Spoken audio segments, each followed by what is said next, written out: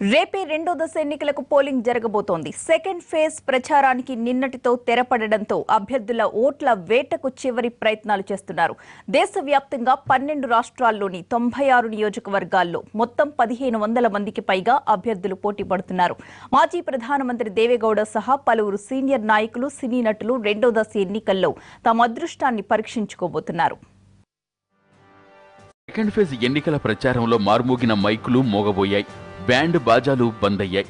ఎన్నికల ప్రచార వాహనాలను, ఫ్లెక్సీలు, మైకులను తొలగించారు. ప్రచారానికి అభ్యర్థులు ప్యాకప్ చెప్పారు. తమిళనాడులో హోరాహోరీగా సాగిన ప్రచారం ముగిసింది. రేపు తమిళనాడులో 38 పార్లమెంటు స్థానాలతో పాటు పుదుచ్చేరిలో ఒక స్థానానికి, అలాగే ఖాళీగా ఉన్న 18 అసెంబ్లీ స్థానాలకు ఉప ఎన్నికలు జరగనున్నాయి. తమిళనాడులో మొత్తం 5.8 కోట్ల మంది ఓటర్లున్నారు. వీరిలో 1.8 కోట్ల మంది ఉండగా అందులో 1.4 కోట్ల మంది తెలుగు ఓటర్లు ఉన్నారు.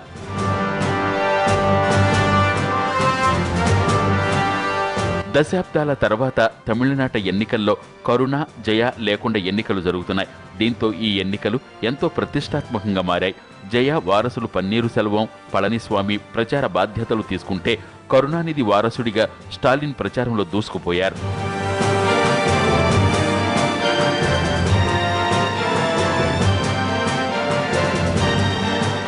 కర్ణాటకలో మొత్తం 28 లోక్సభ స్థానాలు ఉన్నాయి. తొలి దశలో రేపు 14 చోట్ల ఎన్నికలు జరగనున్నాయి.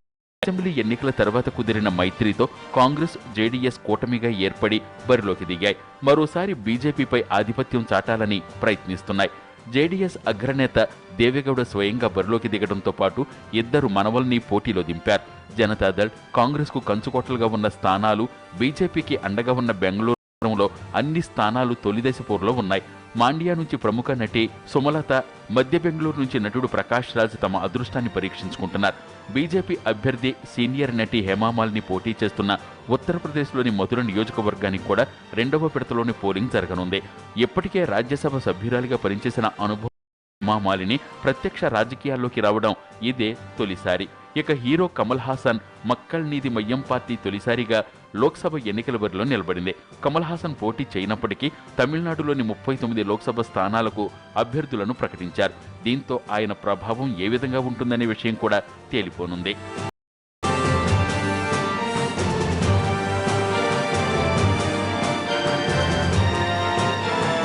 మహారాష్ట్రలో 10 లోక్సభ నియోజకవర్గాలు, యూపీలో 8, అస్సోం, బీహార్లో 5, పశ్చిమ బెంగాల్, ఛత్తీస్గఢ్లో 3, జమ్మూ కాశ్మీర్లో 2, మణిపూర్, త్రిపుర, పాండిచ్చేరిలో 1, ఒడిశాలో 5 లోక్సభ, 35 అసెంబ్లీ స్థానాల్లో ఎల్లుండి ఎన్నికలు జరగనున్నాయి. ఎన్నికల ప్రచారాలతో క్షణం తీరిక లేకుండా బిజీగా గడిపిన ఆయా పార్టీల అభ్యర్థులు ఇప్పుడు పోలింగ్పై దృష్టి సారించారు. మరోవైపు ఎన్నికల పోలింగ్కు అధికారులు సైతం సిద్ధమయ్యారు.